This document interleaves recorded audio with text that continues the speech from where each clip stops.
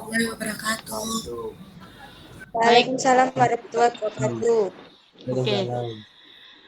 Untuk Vicon kali ini, untuk pembahasan yang C2 itu akan selesai kira-kira 1 jaman aja ya. Jadi insya Allah selesai jam 12 gitu ya. Untuk hari ini pembahasannya adalah soal yang minggu kemarin dan minggu ini. Sudah dikerjakan semua sama siswa 12 RPL 1 yang soal 1 dan 2? Sudah ya? Oke. Sip. Sekarang berarti pembahasannya sebentar. Saya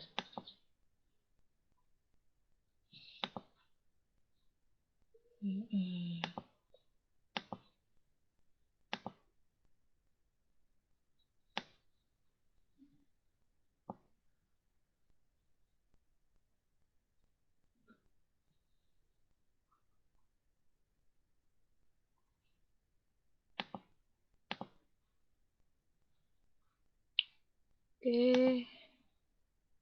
Kelihatan anak-anak? Kelihatan, Bu. Kelihatan, Bu. Sebentar.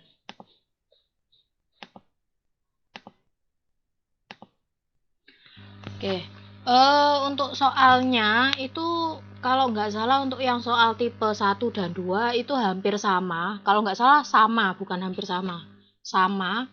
Jadi bisa dibuat mengulang aja, maksudnya mengulang kembali yang soal pertama diulang di soal kedua. Gitu ya, nggak apa-apa ya.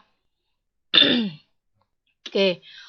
Yang pertama kalau untuk C2 saya tegaskan sekali lagi di mana untuk materi yang di C2 itu di dalamnya itu ada pemrograman dasar, terus ada kayak DDG, terus ada TKJ-nya yang kalau TKJ itu Komjardas atau Siskom.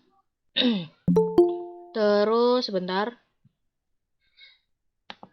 Ada yang terus ada pokoknya yang pertama ProGD, DDG, Komjardas dan Siskom itu termasuk ke dalam C2. Untuk C3 itu kayak yang materi di kelas 3 dan kelas 11. Contohnya kayak PWDPB, PBO, PPL, apalagi PBO, PWDPB, PPL.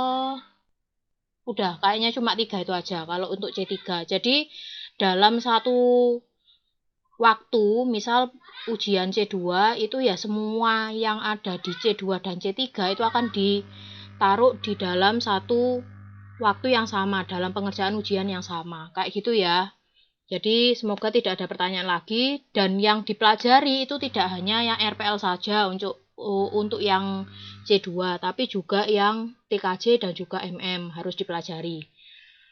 Oke, kita mulai pembahasannya. Yang pertama ini soalnya adalah garis cakrawala alam yang dapat dilihat sebagai batas antar permukaan laut dan langit adalah itu yang alamiah ya. Yang alamiah. Penjelasannya sudah saya taruh di bawah. Kayak gini.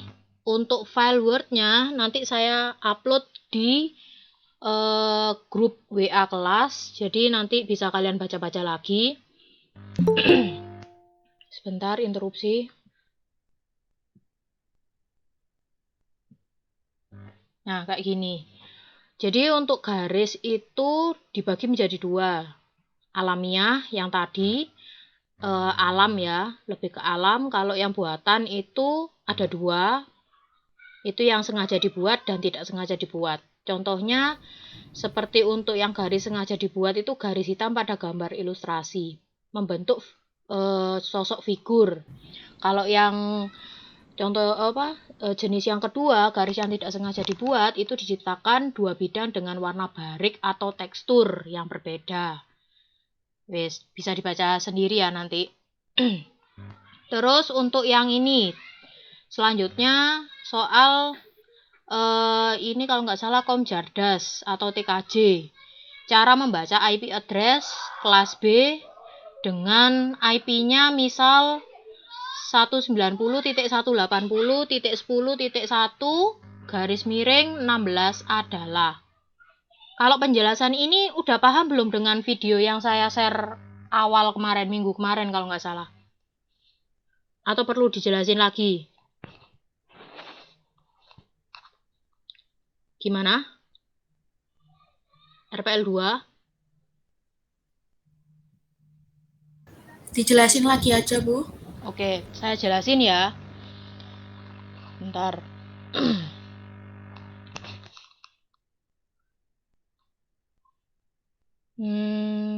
Bentar, saya stop dulu presentasinya.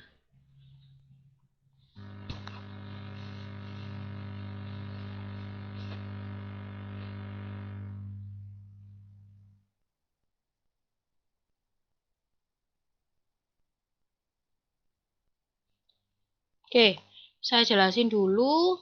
Untuk yang pertama ini kan ada IP address. Sebentar, interupsi lagi.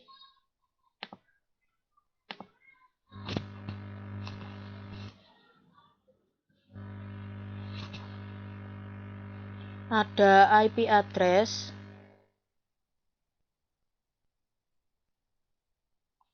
dengan IP address-nya adalah 190.10.1/16.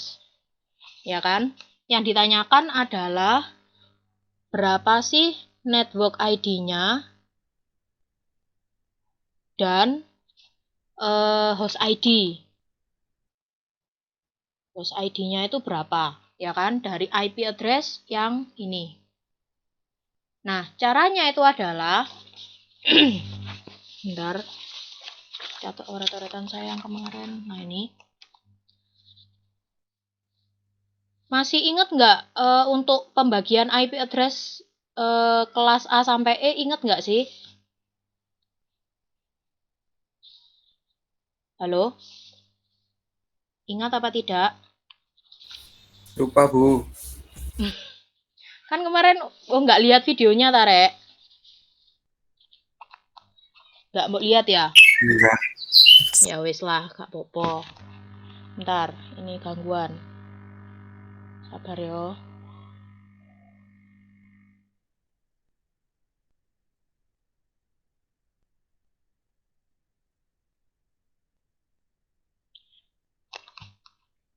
Oke, kelihatan ya?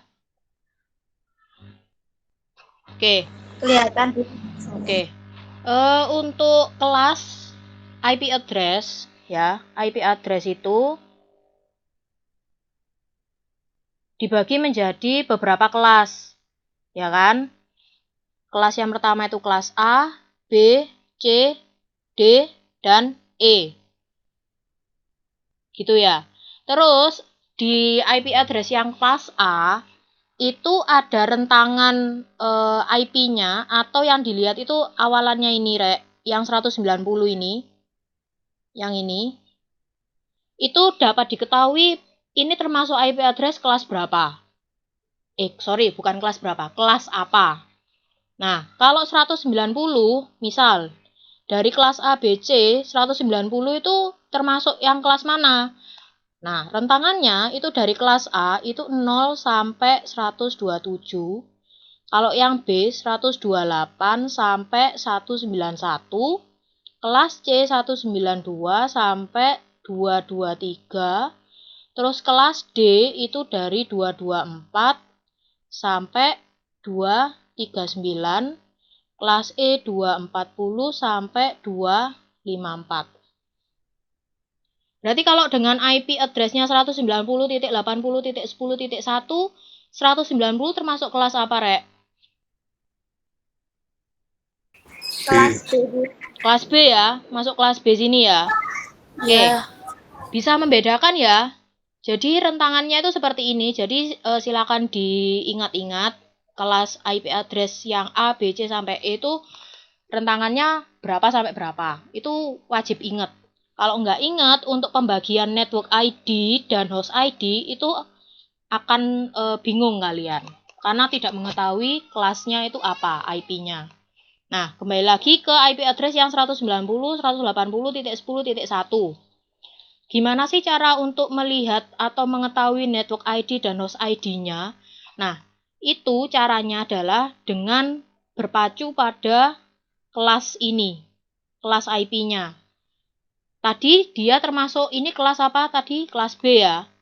Nah, tak beritahu dari IP address yang kelas A sampai C, itu pembagian network ID dan host ID-nya itu gimana? Contoh, untuk kelas A, dengan IP-nya adalah misal 113.46.5.6. Untuk network, saya singkat net gini aja, net ID sama host ID. Ini ya. Sebentar. Kayak gini. Nah, cara pembagiannya itu gampang. Kalau yang kelas A, itu network ID-nya adalah yang bagian depan ini aja. Yang 113 saja. 113. Terus yang kelas, untuk yang host ID, itu sisanya. 46.5.6. Wes ya. Bu, maksudnya gimana? Nah, jadi untuk kelas A itu ada di bentuk Word-nya itu sudah saya kasih penjelasan.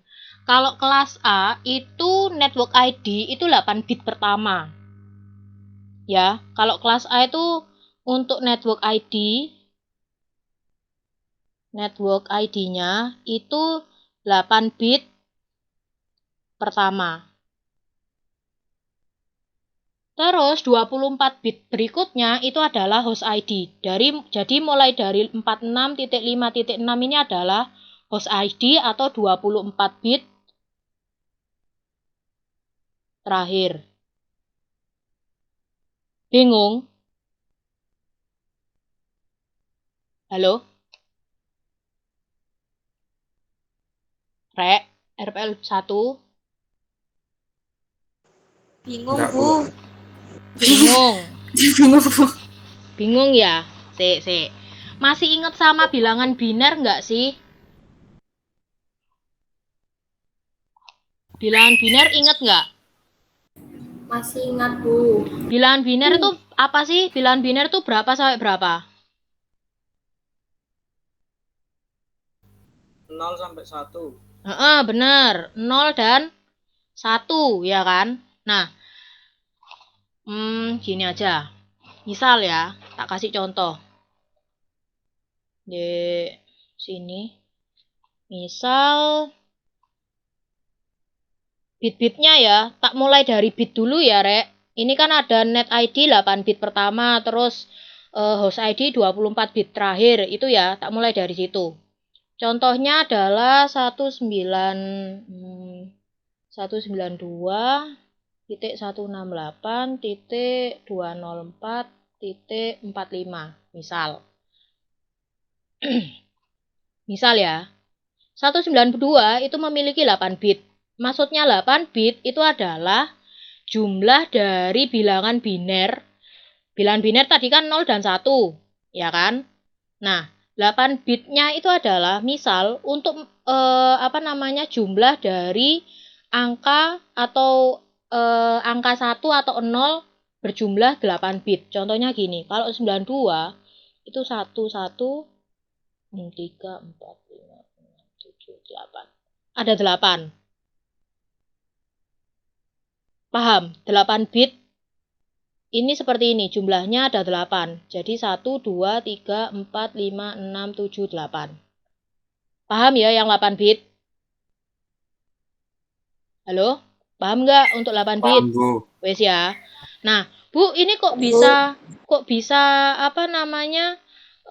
tahu kalau seandainya 8 bit itu 192 itu kok bitnya ini. Ini berapa sih? 5 kurang 0. Nah, caranya masih ingat sama perubahan desimal ke biner nggak sih? Konversi. Ingat. Ingat ya. Nah, kita mulai. Kita contohkan. Dimulai dari huruf belakang. Sebentar, interupsi.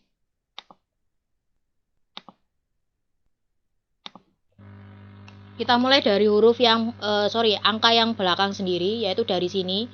0, ini 1, 2, 3, 4, 5, 6, 7.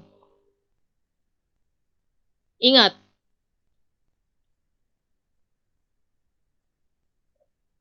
Ingat nggak? Ingat. Ingat ya. Nah, terus dari biner ini lah biner ya. 192 ini desimal. Desimal. Nah, cara mengubah biner ke desimal atau sebaliknya, desimal ke biner itu caranya gini kan. Ini kan 0 bawahnya atasnya kan juga 0. Berarti kan 0 2 pangkat 0 dikali sama 0. 2 pangkat 1 dikali sama 0. Loh, 2 ini dari mana, Bu? 2 ini adalah jumlah dari biner. Bilangan binernya atau panjang data binernya. Biner kan tadi 0 sama 1 ya. Jadi kan 0, 1. Berarti memiliki 2 data. Berarti 2 pangkat 0. Pangkat 0-nya ini didapat dari mana, Bu? Didapat dari ini. 0, 1, 2, 3, 4, sampai 7. Lah, 0 yang ini itu didapat dari ini. Ya kan? Nah, dan seterusnya. 2 pangkat 2 kali 0. 2 pangkat 2 berarti kan atasnya 0 ya. 2 pangkat 3 juga atasnya 0. 4, 5 atasnya juga 0. Terus setelah itu, saya teruskan ya, anggap aja sudah. 2 pangkat 6 kali 1 dan 2 pangkat 7 kali 1. Kayak gini kan. Terus dijumlah semua. 2 pangkat 6 berapa? 2 pangkat 6 berapa, Rek? 64. 64, oke. Kalau 2 pangkat 7? 1, 2, 8. Kalau 2 pangkat 0 berapa? 0. 2 pangkat 0. 1. Benar. 2 pangkat 0 itu adalah 1. 2 pangkat 1 itu adalah 2. 2 pangkat 2 itu 4 dan seterusnya. Ya kan? Ketika 2 pangkat 0 dikali 0, berarti kan 1 dikali 0. Berarti ya tetap 0. Kayak gitu kan? Wes ya. Dan dijumlahkan. 128 ditambah 64 berapa? 192. 192 sama dengan IP yang atas ini. Dengan bit yang sudah kita buat tadi. Dari sini, dari bilangan desimal yaitu IP-nya 192, 8 bit dengan binernya 11000000. Paham? Kalau nggak paham, saya ulang lagi.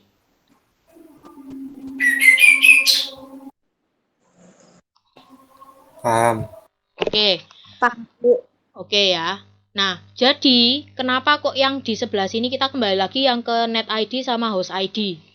Nah, ketika ditanya 8 bit pertama untuk kelas A dan sisanya itu 24 bit terakhir itu adalah host ID, berarti setiap 113 itu berisi 8 bit. 46 itu juga berisi 8 bit. 5 itu juga berisi 8 bit dan 6 juga berisi 8 bit. Jadi totalnya 24 tambah 8 yaitu 32. Ya kan? 32 bit untuk membentuk suatu IP address. Dapat dipahami? Paham, Bu. Oke. Kita lanjut lagi yang ini kan dari IP kelas A ya. Nah, kita coba yang IP kelas B. Contohnya berarti 128. 128 IP-nya kita buat 191 aja lah. 191 titik 147.26.161 untuk kelas B. Ya kan? Nah, untuk net ID-nya, net ID dan host ID itu adalah 16 bit pertama itu host ID, 16 bit sisanya itu adalah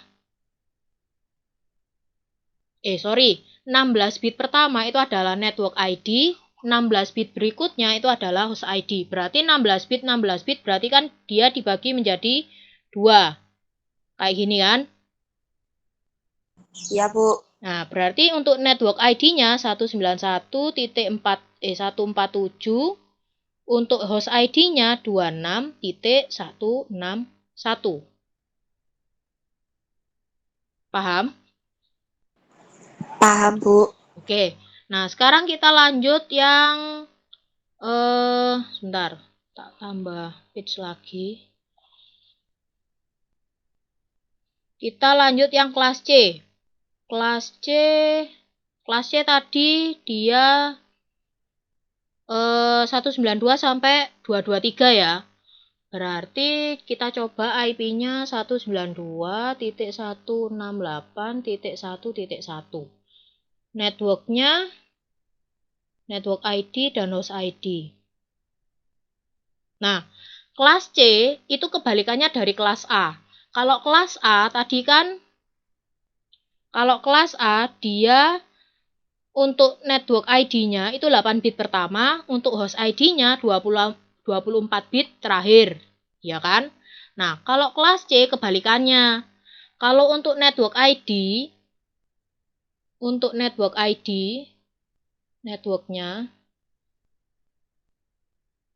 ID itu adalah 24 ya.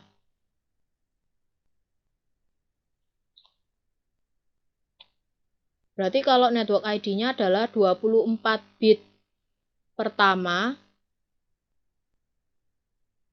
Kalau host ID-nya itu 8 bit berikutnya. Ya kan? Berarti di sini untuk network ID di kelas C itu dari 192, 168 dan 1, dan host ID-nya adalah 1 saja.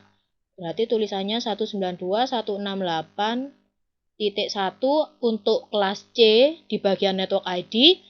Untuk yang kelas C di bagian host ID-nya hanya 1 saja. Dari sini ada yang ditanyakan untuk gimana cara mengetahui network ID dan host ID di bagian IP pada masing-masing kelas. Ada yang ditanyakan?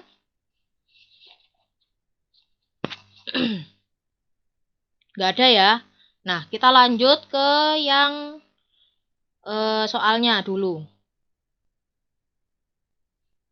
Saya stop dulu sebentar. Stop sharing.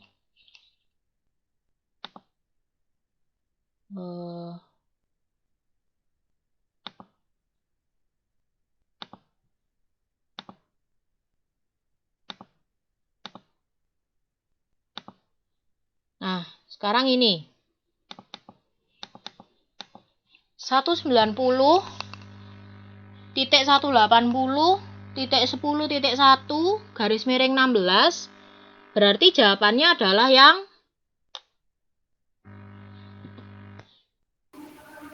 B.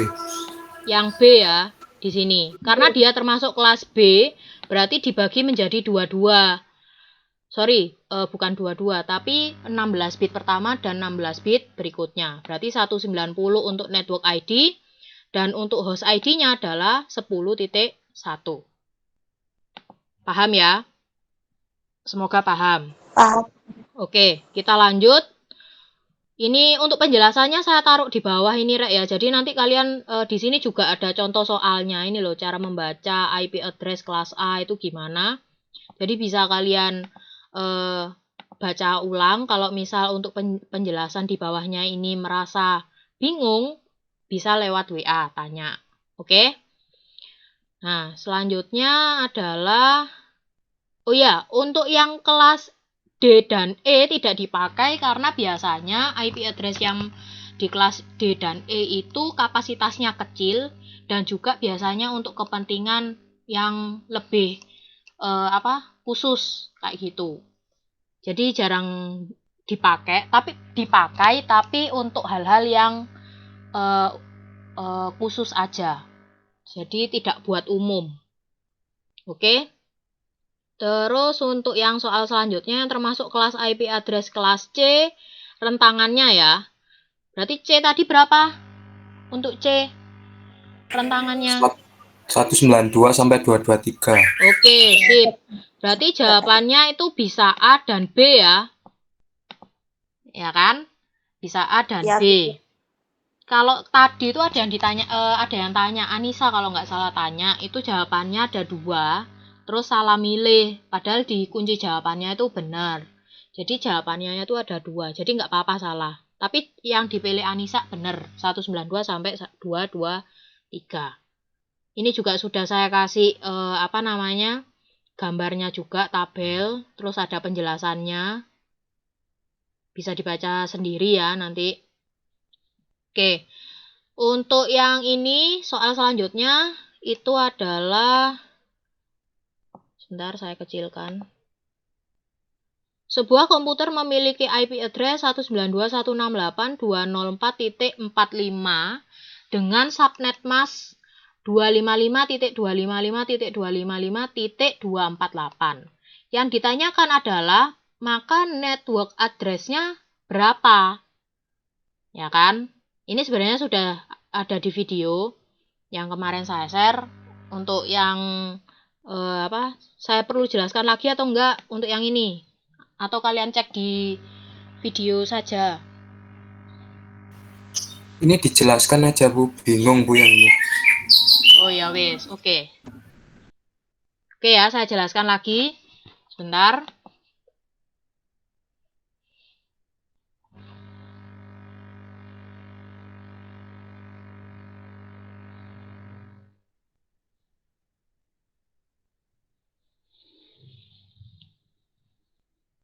Oke, sebentar.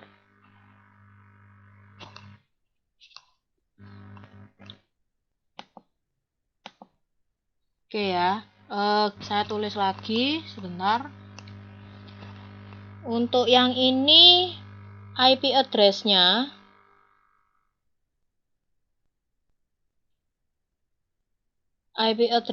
itu adalah 192.168.204.45. Terus subnet masknya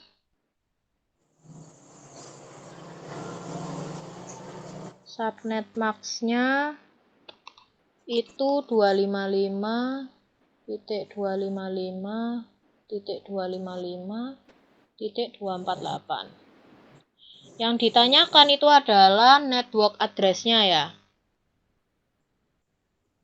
Network address. Ya kan? Oke, caranya ini gampang Rek kalau ini. Pokoknya kamu bisa mengubah langkah yang pertama itu adalah mengubah IP address dan juga subnet mask-nya ini ke dalam bilangan biner. Seperti yang tadi. Ubah IP address ya. Address ini ke biner dulu. Contohnya, yang pertama kita ubah adalah IP address-nya dulu ya. 192.168.204.45. Ya kan? Ini diubah ke biner, ini diubah ke biner, Oke. Nah, ini saya sudah membuat catatan yang kemarin. Langsung saya ubah ke biner, nanti saya jelasin. Ya, 11 titik 168 1010 1 keluarga titik 1100 titik 00101101. Dah, ini adalah IP address dari masing-masing IP, masing-masing bit. Ini punyanya 168, ini punyanya 204, ini punyanya 45. Caranya sama seperti yang tadi. Kalau mau tahu IP address-nya itu dapat dari mana, caranya itu kalian harus menghitungnya itu dari yang sebelah kiri dulu. Ya kan? Dari yang kiri dulu, yang ini. Yang bagian kiri itu kalian ngitungnya gini. Misal, Bu, dari IP address dari bilangan desimal 192, terus binernya itu gimana ya cara biar saya tahu bilangan binernya itu berapa? Caranya gini, Rek. Kan kalau yang 2 pangkat 7 itu lah 128 ya.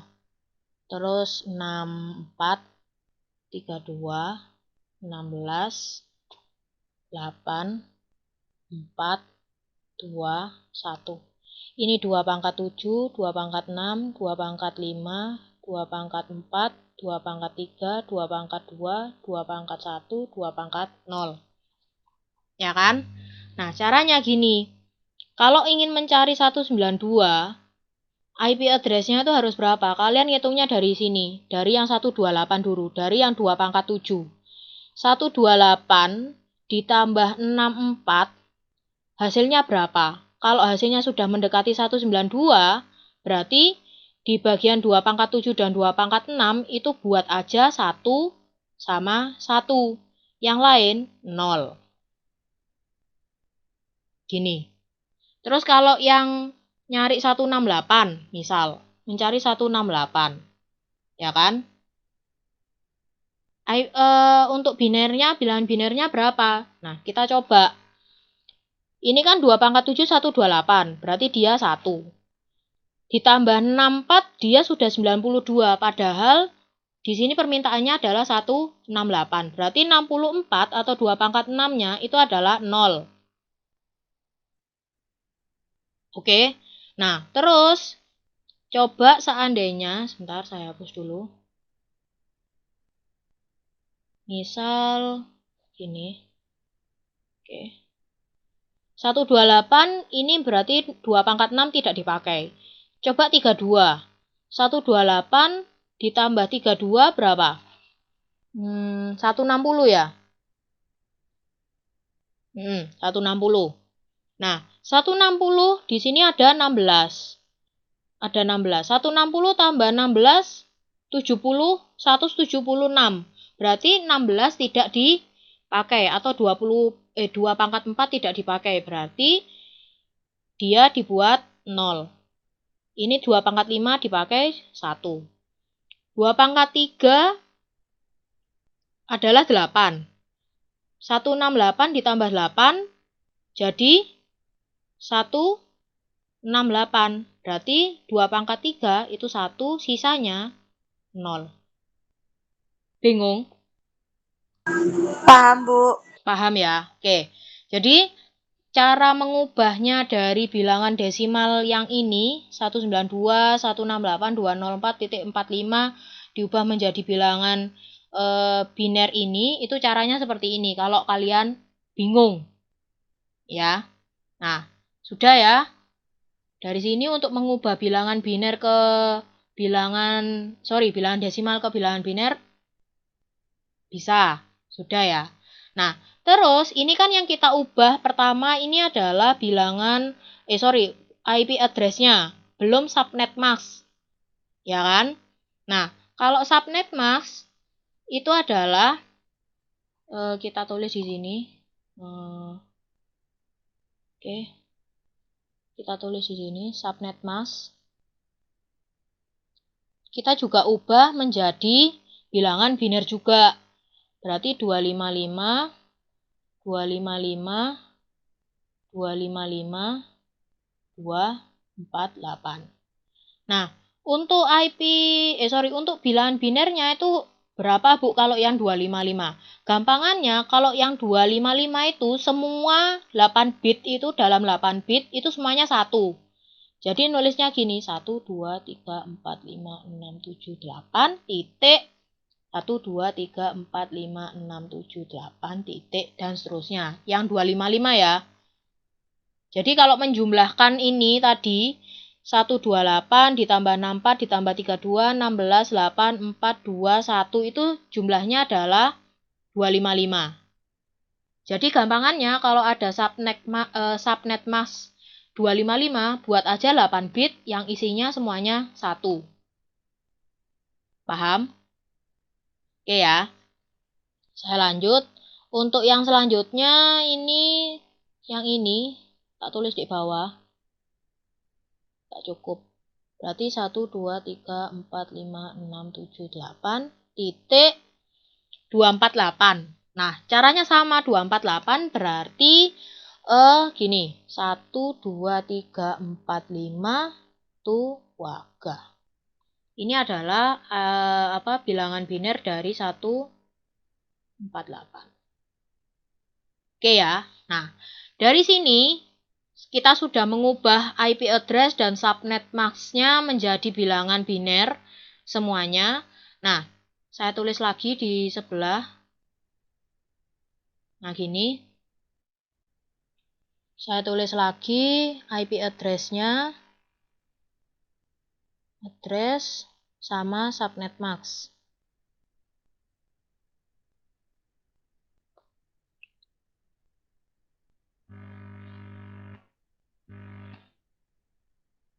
Sebentar. Ini subnet mask ya.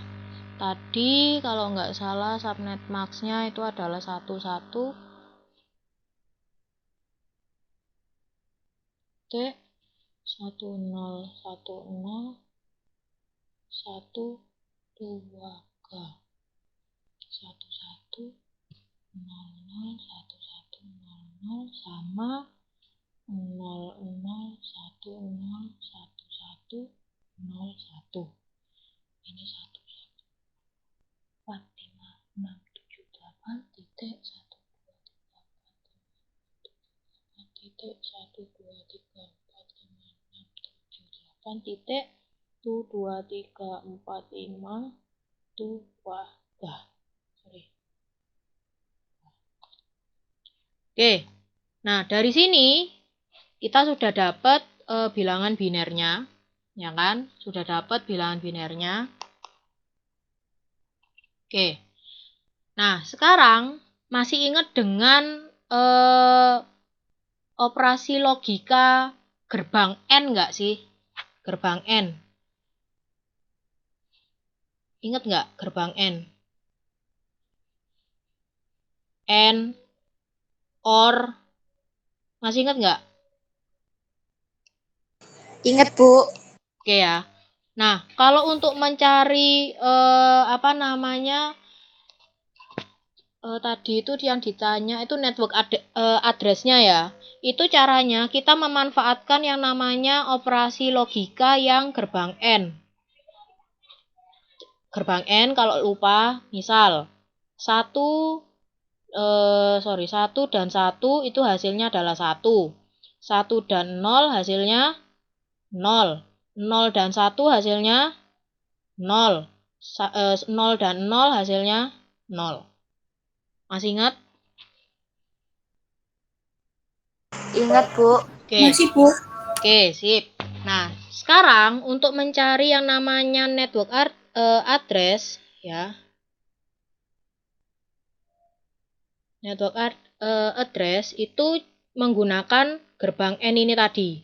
Dengan konsepnya gerbang N ini. Dilakukan penerapan gerbang N di dalam IP address subnet mask yang sudah dirubah menjadi bilangan biner. Caranya 1 tambah 1, 1 tambah 1 ini kalau di gerbang N hasilnya 1. 1. 1 sama 1 yang selanjutnya 1. 0 dan 1, 0. 0 dan 1, 0. Ini 0, 0, 0, 0. Titik. Ya kan? Terus kalau yang Ya. selanjutnya ini. 1 dan 1. 1. 0 dan 1. 0. 1 dan 1, 1. 0 dan 1. 0. 1 dan 1. 1. 0, 0, 0. Titik lagi. 1 dan 1. 1. 1 dan 1, 1. 0 dan 1, 0. 0 lagi. 1, 1. Terus 0, 0. Terus yang selanjutnya 0 dan 1, 0. 0, 1. 0, 1. 0, 0, 0. Ya. Dah. Nah, sekarang kita udah ketemu hasil bilangan biner dari network address-nya. Itu seperti ini. Ini hasilnya. Nah, yang ditanyakan di soal itu adalah bentuknya kan bilangan desimal. Ya berarti kita rubah bilangan biner ini yang network address ini ke dalam bilangan desimal. Langsung aja ya. Soalnya waktunya kayaknya udah jam ya kurang sedikit. Ini 192.168 yang ini. Ini titik 204.40. Ini adalah network address-nya. Oke ya, kayak gini. Ada yang tanyakan mungkin? Paham ya? Nanti saya kirimkan catatan ini, oret-oretan saya ini, nanti saya gabungkan menjadi satu dengan file Word tadi. Oke? Biar bisa dipelajari sendiri. Oke. Saya stop dulu sharingnya. Saya lanjut yang di sini. Sharing.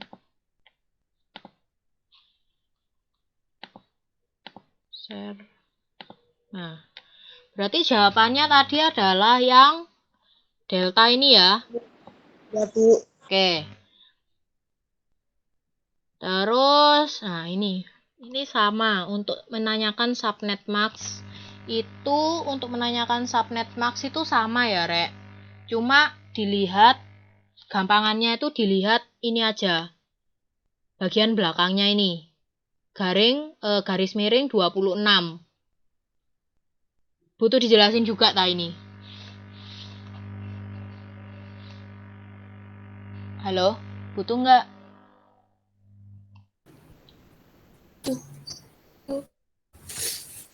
Kalau ini gampangannya adalah buat aja satunya angka 1, biner 1 itu sebanyak 26. Bingung?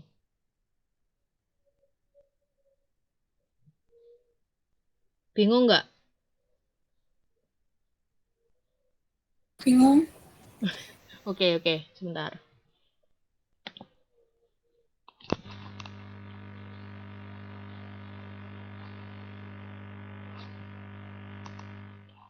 Berarti ini gini. Bentar. Berarti kan tadi IP-nya itu adalah 182.46.1.100 garis miring 26. Yang ditanyakan adalah subnet max-nya. Ya kan? Nah, caranya sebentar. Nah, caranya itu adalah ini kan garis miring 26. Ya kan? Subnet max itu kan yang ini ya, Rek. Yang tadi itu yang ini. 255.255.25.248. Ini subnet max. Nah, caranya ini kan ada garis miring 26. Buat aja satu kan ada setiap setiap IP, setiap bagian IP kan dibagi jadi 4 ya. Itu 8 bit kan. Nah, buat aja sebanyak satunya, bilangan biner satunya ini sebanyak 26. Berarti ini gini, 1, 2, 3, 4, 5, 6, 7, 8, titik, 1, 2, 3, 4, 5, 6, 7, 8, titik, 1, 2, 3, 4, 5, 6, 7, 8. Ini kan 8 bit. Ditambah 8 bit. Berapa? 16, ya kan? Terus ini 8 bit. Berarti 16 tambah 8, 24 bit. Iya kan? Nah, terus sisanya, kan di sini permintaannya adalah 26. Berarti kurang berapa? Kurang 2 kan? Berarti buat aja 1, 2, sisanya 0. 4, 5, 6, 7, 8. Gitu.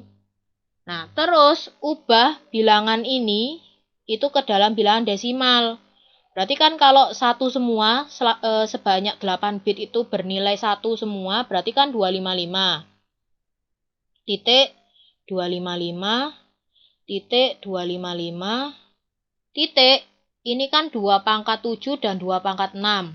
Berarti dia punyanya 192. 2 pangkat 7 2 pangkat 7 sama 2 pangkat 6 dijumlahkan. 2 pangkat 7 kan tadi 128 ditambah 64. Berarti jumlahnya 192. Jadi 192. Ini adalah subnet mask dari IP address 182.46.1.100 garis miring 26. Jadi jawabannya adalah, sebentar, saya matikan dulu.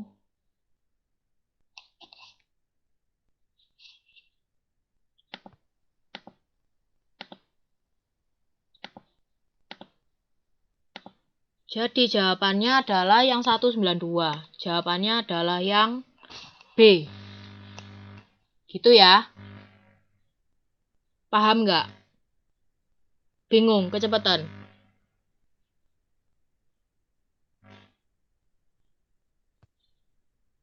Gimana? Kecepatan nggak? RPL 1? Kalau nggak ada pertanyaan, saya lanjut. Lanjut, Bu. Oke, lanjut ya. Nah, ini kalau di soal saya, ini lanjut yang perangkat keras ya. Kalau nggak salah gambarnya itu bentuknya adalah LAN card, ya kan? Yang LAN card. Bentuknya LAN card itu yang, bentar saya carikan. LAN card. Gambar. Yang kayak gini. Kalau nggak salah di e-learning juga modelnya kayak gini kan. Gitu ya, LAN card. Untuk macam-macam gambar yang ada di jawaban ini, nanti saya buat penjelasan di bawahnya sini ya. Tak buatin. Apa aja TV tuner ini apa, kalau antena tahu, yang VGA card, sound card itu yang mana. Tak buatin di sini, bisa dilihat-lihat sendiri. Oke? Lanjut, kurang 6 menit ya. Lanjut dulu. Soal ini, berikut ini adalah contoh-contoh media transmisi yang menggunakan kabel, kecuali di sini. Kalau dari namanya aja, wireless ini udah tanpa kabel. Sisanya dari fiber optik, STP, koaksial, UTP itu semuanya menggunakan kabel. Untuk penjelasan media transmisi itu dibagi menjadi berapa jenis, itu sudah saya tulis di bawah ini. Ya, bisa dibaca sendiri. Insya Allah ada. Nah, ini ada gambarnya. Mana yang twisted pair, koaksial, fiber optik. Nah, ini udah ada diameternya itu berapa dan seterusnya. Yang penting-penting sudah saya kasih ditebelin sama saya. Oke, kayak gini. Wes ya, nanti bisa dibaca sendiri. Kita lanjut. Yang soal berikutnya adalah frekuensi jaringan tanpa kabel atau WiFi yang umum digunakan pada komputer atau laptop. Itu adalah 2,4 2,4 GHz. Itu yang umum digunakan. Tapi dari kecepatan dari frekuensi ini itu selain 2,4 GHz itu ada yang 5 GHz yang terbaru. Teknologi yang terbaru itu adalah 5 GHz. Nah, dari kecepatan datanya itu memang untuk yang 2,4 GHz itu hanya mencapai 150 MB per second ya, megabit per second. Kalau yang 5 GHz itu sampai 1 gigabit per second. Kayak gitu. Nah, yang kenapa kok yang frekuensi 5 GHz itu jarang dipakai itu karena panjang jangkauannya. Jadi biasanya kan kalau kalian pakai WiFi di rumah itu kan ketika kalian tuh posisinya jauh dari akses point atau dari pusatnya WiFi itu kan akan semakin lemah ya. Nah, kenapa kok 5 GHz ini meskipun dengan kecepatan datanya 1 gigabit per second itu kenapa kok nggak dipakai lebih menggunakan frekuensi yang 2,4 GHz itu karena jangkauan jaringannya itu lebih pendek dari yang frekuensi 2,4 GHz kayak gitu. Contohnya kayak kalau dulu itu kayak Bluetooth. Ya sekarang ada Bluetooth sih. Bluetooth itu kan kalau kurang lebih 1 meter 2 meter dari perangkat satu ke perangkat yang lain untuk mengirim data kan nggak bisa, keputus kayak gitu. Ya, makanya kalau yang umum digunakan itu adalah frekuensinya yang 2,4 GHz. Oke, lanjut. Nah, ini untuk setting access point itu macamnya banyak, Rek. Biasanya sih yang sering digunakan itu yang SSID broadcast. Biasanya di access point itu mesti untuk menyeting kayak nama dari WiFi-nya itu apa, terus IP-nya itu berapa, terus berapa perangkat yang bisa menyambung ke access point kita itu misal 5 perangkat. Nah, itu bisa dicek di bisa disetting di SSID broadcast kayak gitu. Ini sudah saya kasih catatan juga, terus alamatnya juga. Nah, ini yang paling penting adalah yang ini. Ada IP statik sama IP DHCP. Kalau IP statik itu secara manual, kita menyeting dari IP address-nya berapa, subnet max-nya berapa, dan seterusnya. Itu kita setting sendiri. Biasanya kalau yang ujian di sekolah dulu, yang kalau pakai jaringan lokal, biasanya kita menggunakan yang IP statik. Untuk IP DHCP itu yang otomatis. Jadi misal kalian punya yang namanya kartu yang kuota itu akan mendapatkan IP otomatis dari jaringannya. Jadi kita tidak perlu membuat IP address sendiri. Itu gimana? Kayak gitu. Terus yang selanjutnya adalah berikut ini adalah layer-layer pada OSI. Ya, pada OSI model, kecuali itu adalah yang Delta, Internet Layer. Untuk penjelasannya seperti ini. Jadi, OSI layer itu dibagi menjadi 7 tingkat. Yang paling bawah sendiri atau yang paling kecil itu adalah yang physical, di mana dia dari jaringannya. Sampai yang layer ketujuh yaitu application.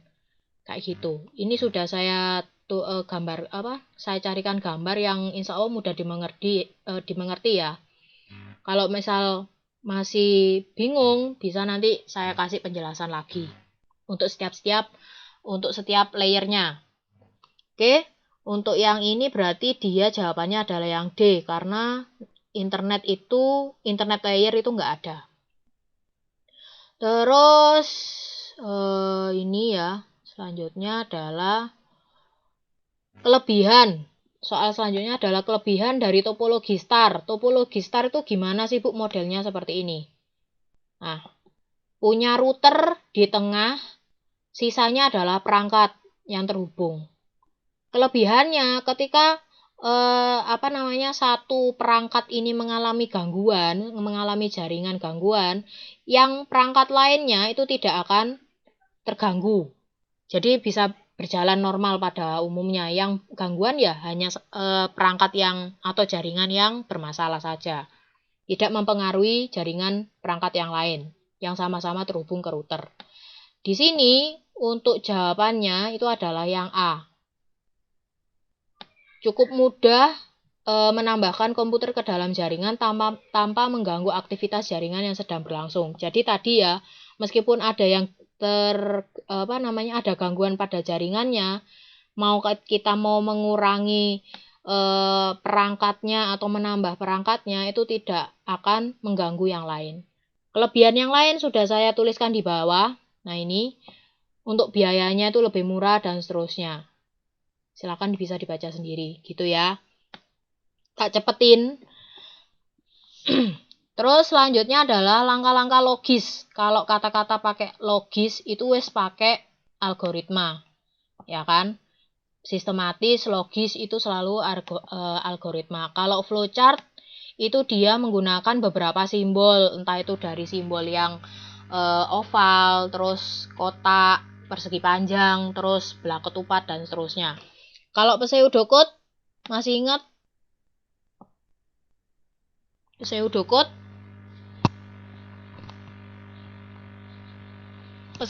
itu yang pakai bahasa manusia ya. Dalam artian sebentar, kalau nggak salah itu ada contohnya di sini. Sebentar. Ada nggak sih? Nah ini, kayak gini.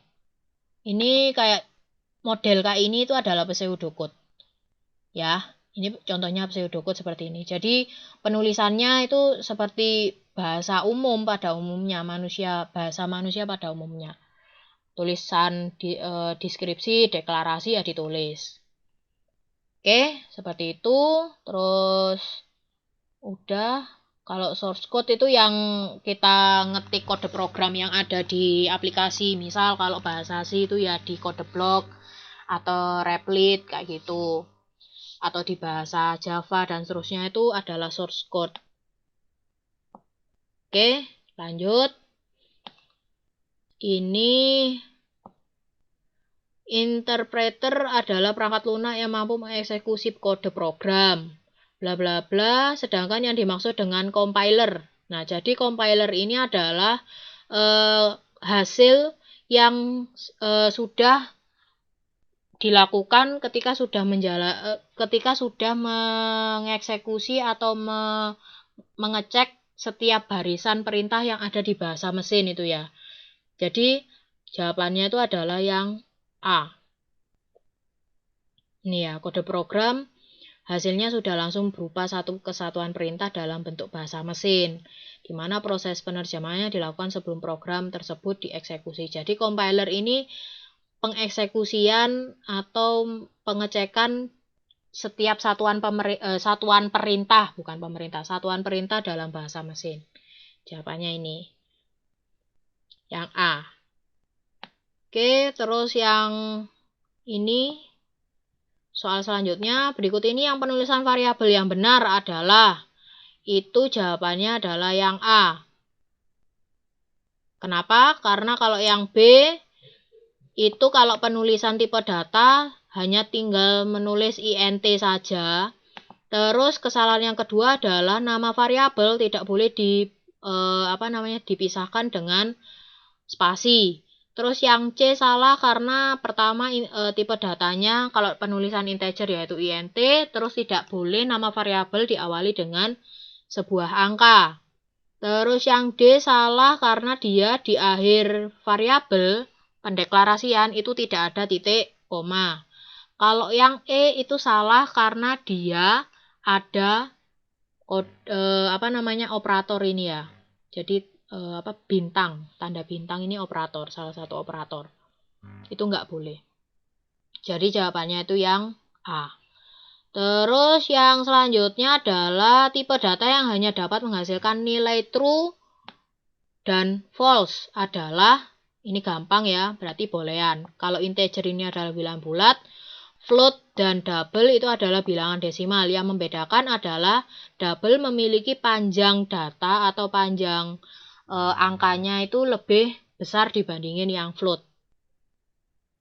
Lanjut, penjelasannya udah di bawah, jadi nanti bisa dibaca sendiri. Nah, ini soal selanjutnya akan menghasilkan nilai true apabila kedua kondisi bernilai true. Merupakan persyaratan dari apa? Dari gerbang logika atau operator logika yang mana? Tadi sudah sempat dibahas sedikit kalau logika N, ketika salah satu A atau B itu bernilai 0 atau dua-duanya bernilai 0, maka X-nya juga bernilai 0. Ya kan? Nah, ini menghasilkan nilai true apabila kedua kondisi bernilai true. Berarti A dan B harus sama-sama bernilai 1 atau true untuk menghasilkan nilai true juga. Kenapa kok enggak yang OR, Bu? Logika yang OR. Tidak, karena kalau yang OR itu adalah seperti ini. Kalau OR, itu salah satu A atau B-nya itu bernilai 1, maka X-nya akan bernilai 1. Kalau NOT, itu adalah kebalikan ya. Kalau A-nya 1, berarti X-nya 0. Kalau A-nya 0, berarti X-nya 1. Ini insya Allah bisa. Gampang, masih mudah lah. Oke, lanjut lagi. Nah, ini di bawah ini maksud dari simbol flowchart di samping adalah ini yang buat percabangan itu ya. Decision biasanya. D ya, yang delta. Decision. Terus untuk simbol-simbolnya udah saya tulis di sini pakai saya kasih gambar seperti ini. Kalau yang bentuknya oval ini buat start sama end namanya terminal dan seterusnya. Decision yes or no. Dan yang lain-lain. Oke. Nah, sekarang yang ini. Berikut ini output yang dihasilkan oleh algoritma pseudocode di bawah ini jika nilai panjang sama dengan 10 dan lebar 12,5 adalah pakai pseudocode yang ini.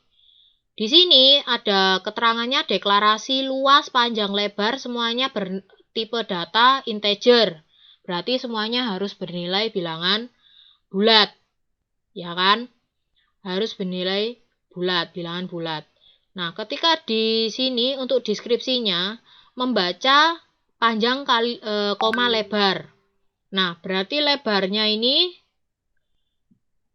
panjangnya kan 10, lebarnya 12,5, ya kan? Untuk luas itu adalah rumusnya panjang kali lebar, baru menuliskan luasnya atau hasil dari operasi atau prosesnya panjang kali lebar di sini. Berarti hasilnya gampang. 125 ini. Sebenarnya kalau sejak awal itu lebarnya itu 12,5, di sini kan lebarnya itu lah integer ya, Rek. Berarti 12,5 ini itu nggak bisa 12,5. Kan kalau 12,5 lah bilangan pecahan ya. Bilangan desimal, pecahan. Jadi seharusnya ketika dideklarasikan lebarnya ini ya berarti cuma 12 aja, 0,5-nya nggak ada. Seharusnya nilainya atau hasilnya adalah 120. Gitu. Tapi jawabannya di sini D. Oke. Selanjutnya ini berikut ini output yang dihasilkan oleh algoritma flowchart di bawah ini jika nilai bilangan dimasukkan angka 10. Insya Allah ini kalian bisa ini, sudah tamat. Input bilangannya. Input bilangan di sini diminta adalah bilangannya bernilai 10. Terus masuk ke dalam proses di sini bagi bilangan dengan angka 2. Turun ke bagian decision atau yang bagian belah ketupat ini, apakah sisa bagi sama dengan 0? 10 dibagi 2 tidak memiliki sisa ya. Tidak memiliki sisa. Maksudnya 10 dibagi 2 kan 5. Ya kan, 10 dibagi 2 itulah 5. Berarti tidak memiliki sisa. Beda lagi kalau 11. Kalau 11 itu dibagi 2, berarti kan 2 kali 5 itu sudah 10. 2 kali 6 itu udah 12. Berarti kan nggak bisa dibagi, maksudnya pembagiannya sisa 1. Berarti kalau yang ini sama dengan, apakah sisa baginya sama dengan 0? Jawabannya adalah iya, maka dia akan mencetak bilangan genap. Gitu ya, bilangan genap berarti jawabannya adalah yang B. Gini. Kalau seandainya saya menginputkan angka 11, ya berarti dia akan tidak, karena sisa baginya itu tidak sama dengan 1. Sisa baginya adalah 1, maka bilangannya adalah ganjil. Oke. Terus soal selanjutnya adalah yang ini sudah. Nah, ini juga pseudocode mengurutkan pseudocode yang benar sehingga mendapatkan output berupa luas lingkaran. Berarti dia awalannya adalah start nomor 1, terus setelah itu adalah menginputkan P, inputkan jari-jari atau R, berarti 14 berapa berarti? 146. 146 berarti yang E. Ini ya. Pokoknya yang terakhir 5. Awalannya 1. Start, end, terus selanjutnya. Gampang, insya Allah bisa. Nah, ini ada potongan kode program seperti ini. Nah, ini bahasa C apa ya? C++ atau C Crash ya? C Sharp. Bahasa C atau C++. Oke, ini ada kode program seperti ini, include, integer main, terus cout, return, terus outputnya dia ada tulisannya expected, ini tanda titik koma after expression informasi. Nah, itu kesalahannya di mana? Gampangnya adalah di sini, di bagian cout itu tidak ada titik koma. Maka yang gampang, yang ini jawabannya adalah ini. Kurangnya simbol titik koma di akhir cout. Gampang ini. Oke, selanjutnya yang bukan perangkat input. Kalau keyboard itu menginputkan angka, huruf, terus titik koma dan seterusnya. Joystick itu gerakan ya, ada tombol-tombolnya juga untuk main game. Barcode itu juga menginputkan tanda barcode. Tanda yang biasanya garis-garis tipis, tebel dan seterusnya itu loh. Terus monitor menampilkan ya, berarti perangkat output. Kalau touchpad itu yang di laptop. Berarti yang D itu adalah perangkat output. Berarti jawabannya adalah D, yang bukan kan. Yang lain perangkat input. Terus berikut ini penjelasan prosesor komputer. Untuk setiap instruksi bahasa mesin yang diterima, siklus mesin decode-nya. Kalau decode ini biasanya di prosesor ya. Kalau decode ini menerjemahkan ke dalam perintah komputer. Jadi jawabannya itu B. Sebenarnya selain decode itu ada fetch, terus ada apa? Sebentar. Di sini ada kok. Decode. Nah, ini loh. Ada decode, fetch, execute, sama store. Itu biasanya di prosesor komputer. Itu nanti saya akan menjelaskan masing-masing ini fungsinya apa pada prosesor komputer. Kayak gitu ya. Sebentar. Ini udah. Nah, ini untuk perangkat peripheral input atau perangkat input ya. Itu adalah digunakan memasukkan data, ini bukan ke dalam monitor, ini bukan, karena dia perangkat peripheral itu perangkat tambahan. Kalau memasukkan data atau perintah ke dalam monitor itu ya perangkat input juga, tapi bukan peripheral. Terus yang B, alat masukan yang paling umum dan banyak digunakan. Enggak, karena kalau peripheral itu lebih ke perangkat tambahan, kayak joystick, kayak tadi itu perangkat tambahan sebenarnya. Terus perangkat yang digunakan untuk mengeluarkan data dari dalam komputer. Ini bukan. Ya, bukan. Perangkat yang digunakan untuk memasukkan data atau perintah ke dalam komputer, iya. Karena kalau peripheral input itu adalah yang untuk memasukkan data dan perintah. Bedanya sama yang ini mengeluarkan data ya. Mengeluarkan. Jadi kalau yang ini ke dalam monitor. Kalau yang ini kan perangkat yang dimasukkan ke dalam komputer, bukan ke monitor saja. Beda.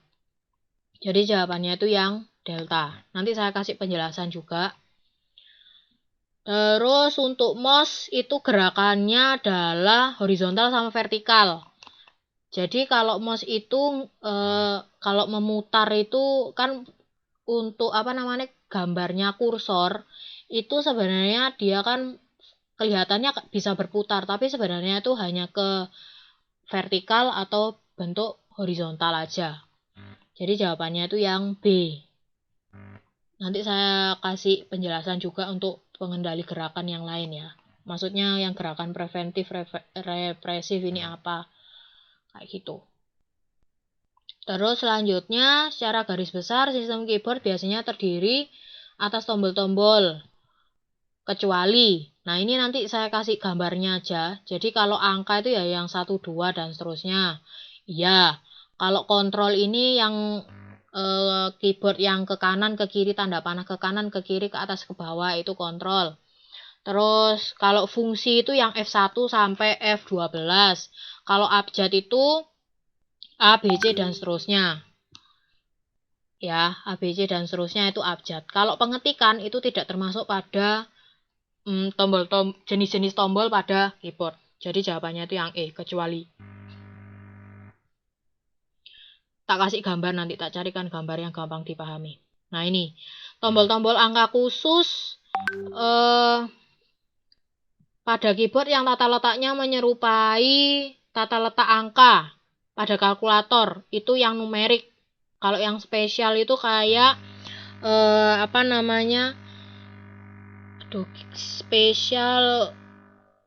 spesial keyboard itu ada nggak sih, aku lupa. Pokoknya nanti tak cariin. Seingatku ya numerik.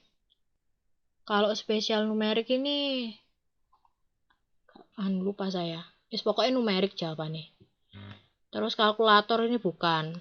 Karena kan untuk khusus keyboard yang diletakkan menyerupai angka pada kalkulator, nggak mungkin kalkulator keypad, nggak, numerik, lebih ke numerik keypad. Oke, selanjutnya adalah keyboard yang paling banyak digunakan oleh pengguna komputer saat ini. Gampangannya ya, QWERTY. Itu kelihatan. Nanti tak beritahu apa. Ini semuanya keyboard ini ada. Glockenberg ini juga ada, Dvorak itu ada. Jadi nanti tak kasih perbedaan tampilan dari masing-masing keyboard itu bagaimana. Yang paling umum dipakai ya sama kita juga itu adalah yang D. Terus ini, kalau keyboard dirancang dan dipatenkan oleh itu yang Christopher, ini yang E, Christopher Latham di sini. Kalau Bill Gates, inilah kalian tahu, August Dvorak ini wis kelihatan ya. Kalau Dvorak berarti dia yang yang menemukan keyboard tipe Dvorak dan seterusnya. Nanti tak cariin masing-masing penemu ini menemukan apa. Terus, nah ini yang saya kasih tadi. Berikut langkah-langkah yang dilakukan oleh prosesor. Jadi awalannya fetch, decode, execute, terus store. Perbedaannya di mana masih belum tak kasih penjelasan. Nanti saya kasih. Nah ini kalau fetch itu dia mendapatkan instruksi dari main memory. Jawabannya yang A. Kalau ini lupa saya. Kalau fetch, terus store, decode, execute ini apa? Bagian-bagiannya itu gimana? Ada gambarnya, alurnya bagaimana itu lupa saya. Nanti saya carikan. Dah, kayak gitu aja. Dari sini Mungkin yang bagian akhir ini aja, yang teori-teori gini aja, yang masih belum saya kasih penjelasan. Ya, jadi untuk nanti saya akan cari penjelasannya. Kalau ada gambar kayak keyboard itu, tipe keyboard, tak kasih gambarnya. Kayak gitu. Dah, itu tadi soal yang terakhir. Ada yang tanyakan mungkin sebelum kita akhiri? Ini soalnya melebihi nih, sudah melebihi 21 menit. Sebelum saya akhiri, ada yang mau ditanyakan? RPL 1? Sudah, Bu. Udah ya. Nanti kalau masih bingung atau butuh penjelasan yang lebih detail, silakan menghubungi lewat WA. Oke? Atau nanti di Vicon selanjutnya. Kayak gitu ya. RPL 1. Ya, Bu. Oke. Kita akhiri. Kurang lebihnya Bu Dina mohon maaf. Kalau seandainya masih ada pertanyaan lagi, kita bisa ngadakan Vicon kedua dan seterusnya. Kalau memang ketika saya kasih file Word-nya sudah paham, ya alhamdulillah kalau kayak gitu. Oke, saya akhiri. Assalamualaikum warahmatullahi wabarakatuh. Waalaikumsalam. Waalaikumsalam warahmatullahi wabarakatuh.